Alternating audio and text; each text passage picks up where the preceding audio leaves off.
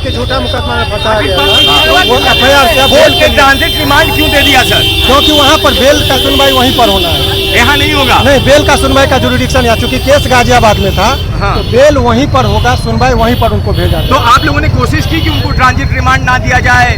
अभी तक रोके थे, आपको देखे रात से 2 बजे से कल दिन से अभी तक में, तो अल्टीमेटली वहाँ पर जो लेटर नहीं था इसके पास, ये बैक डेट में लेटर बना है, तो ये सुप्रीम कोर्ट में और हाई कोर्ट में हम लोग दिखाएंगे कि ये बाद में जाकर डॉक्यूमेंट्स बना के इनको गिरफ्तार कर रहे हैं। तो ये जज साहब ने वो सारी चीजें तो यहाँ भी देखी होंगी, सारा लेटर। जज साहब का ये ट्रांजिट रिमांड है, सबकी सख्ती होती है, क्योंकि ये इनको यही देखना था कि प्रॉपर डॉक्यूमेंट्स है कि नहीं है। अगर वो रास्ते में जाता, इसके साथ मारपीट होती, कुछ अनहोनी हो जाता तो किसके जिम्मेदारी होती। इसीलिए टोटल हमने मेडिकल चेकअप करवा दिया कि देखिए कोई भी शरीर पर, कोई भी बदन पर चोट का जख्म का निशान नहीं है। अगर रास्ते में कुछ भी होती है तो जो पुलिस उनका सिग्नेचर लिया गया, जो पदाधिकारी जाएंगे सबका आई कार्ड लिया गया कि आप सारे आपकी जिम्मेदारी है, और इनको 48 घंटा 24 घंटा चूंकि जाने का भी समय का बताया गया है। कल इनकी पेशी कोर्ट में गाजियाबाद में होगी और परसों हम लोग बेल के लिए आवेदन करेंगे। बहुत जल्दी मनी महाराज आपके आप जाएंगे गाजियाबाद? निश्चित तौर पर गाजियाबाद। अब ये बताइए कि जो धाराएं लगी हैं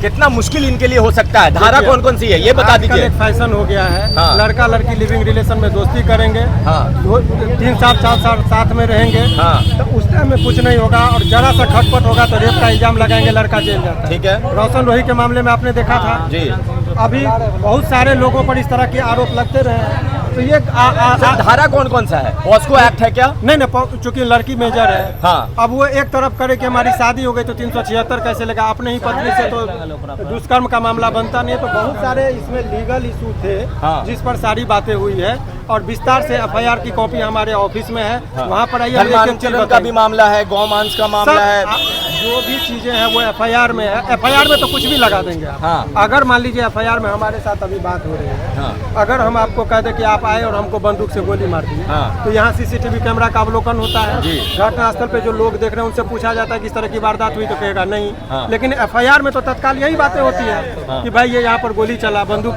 बम चला, लेकिन घटनास्थल पर अवलोकन होता है, अगल बगल के लोगों से पूछताछ होती है, तब दूध का दूध और पानी का पानी। क्या लगता है कि FIR में तो जो मन होगा वो आरोप पॉलिटिकल साजिश भी है ये? क्योंकि बिहार में एक बात है, चूंकि वो लड़का मुस्लिम है, हिंदू और मुस्लिम का कलर इलेक्शन का टाइम है, इसलिए कोई दबाव में आकर पुलिस इस तरह का काम। अब एक आखिरी 2 सवाल कर लेते हैं सर। क्या लगता है कि बेल कितने दिन में कोर्ट इनको दे सकती है? क्योंकि जो धाराएं हैं उसमें तो बेल बड़ा जल्दी नहीं मिलता है, ये आम लोगों के बीच जानना है। अब ये चीज इससे खतरनाक धारा था, पॉक्सो का लगा हुआ था, रोशन रोही के मामले में आप लोगों ने देखा था, बेल हुआ था, और आपको दावे के साथ मैं कह रहा हूँ कि बहुत जल्दी मैं बेल करा।